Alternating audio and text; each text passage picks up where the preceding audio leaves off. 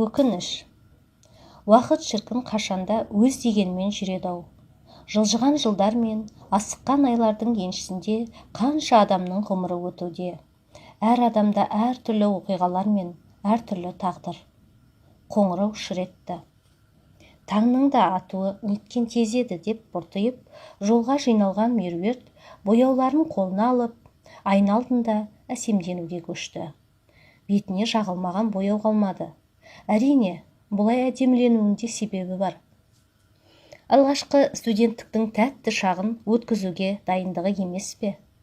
Кішкене ғана сөмкеге бар бояуы қалай сыя кетті деңізші. Екі дәптері мен қаламсабын қолына ұстап, университетке қарай келеді. Жаңа достар мен жаңарған орта, жаңашыл оқу жүйесі тағы бар. Алғашқы пәнге келген Әсия апайдың сабағынан көрі айтар әңгімелері қызық еді. Жай әңгіме емес, болған оқиғаны айтып берген кезде құтты кейіпкердің орнында болғандай әсермен жеткізетін. Әңгімелеріне қалайша сүйсінбейсіз. Сондай бір естелік әңгіме меруертке ерекше әсер етті.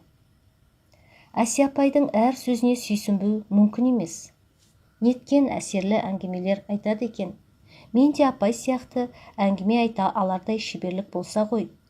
Әсіресе апайдың университет қабырғасындағы мұғалімнің басынан өткен адамға ой саларлық оқиғасы ұнады. Кафедраға келген Ғайша апай Әсия апайға өзегін өртерлік өкінішті оқиғасын баяндап берді. Өткен жылдарға көз жүгірткендей апай бір сәт үнсіз қалды. Ол кезде жас едік қой деп ауыр күрсінумен бастады әңгімесін. Менен көбі неге тұрмысқа шықпайсың? Өмірдің мәні жұмыс емес, карьера саған өмірлік жолдас емес деп сын айтқандардың санында шек болмады. Бірақ ешбірін елемедім. Тек жұмыс деп жүріп, жылжыған жылдар мен асыққан айларға ие бола алмай қалдым. Мың мансап пен жұмыс жолында өмірлік жолдасты еш ойламадым.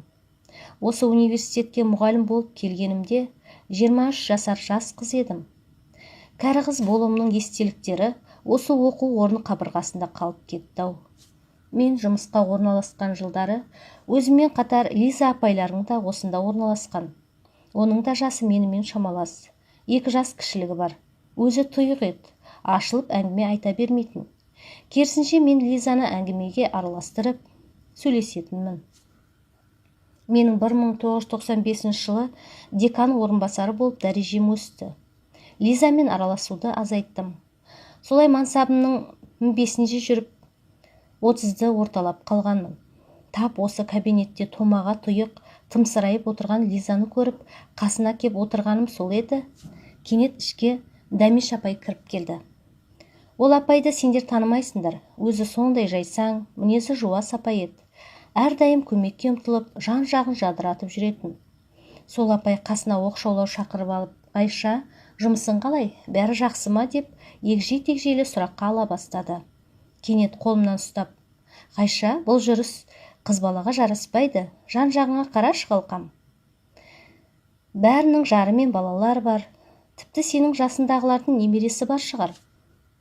Дұрыс, карьера деп жүрген шығарсың, ол да жөн.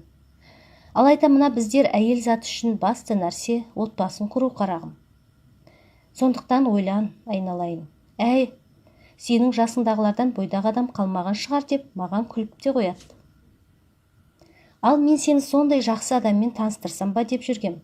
Әрине көкем, өзің келіссең деді. Негізі менің жасым тұрмыс құрудан асып кеткендіктен бе, ондай отбасылық өмірден күдер үзгенмін. Содан ол жігіт жайлы сұрайын деп бірден не жұмыс істейді деп дөп қоя салдым. Апай да жауап беруге ұялып, жай құрылысшы ғой деді. Ол кезде жастықпен жоғалтқан соғым мүмкіндік еді ғой. Мен өзім білдей бір оқу орнының билік бұрышында отырған соң ба, менсінбеушілік мінезімнің кесірінен жай жұмысшыны жарым ретінде тіпті елестете алмадым да, апай, мен осынша мансапқа жеткенімде жай жұмысшыға мені қалай қиясыз деп күліп кабинеттен шығып кеттім. Содан бері Лизаға қарап қызғанмын. мен таныспаған жігітпен Лиза апайың танысып, дұрыс шешім қабылдады. Сөйтіп Лиза апайың маған бұйырмаған бақытпен отбасын құрып, жай жұмысшыны танымал табыскерге айналдырып алды. Сол жігітті өз қаражатымен оқуға түсіріп, қазір 3 баланың анасы, 7 немеренің әжесі болып отыр. Бір қызығы, мен отырған лауазымда қазір сол Лиза апайың.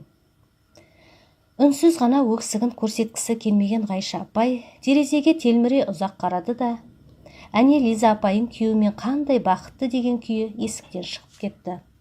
Не істерімді білмей қалдым. Екі жағымда екі тағдыр өтіп барады. Оң жағымда өміріне өкініші жоқ, немереге асыққан, кеш те болса, аяулы жар сезімін сезінген Лиза апай. Ал сол жағымда жай жұмысшыны жөн көрмей, бүгін соған зар болған Ғайша апай.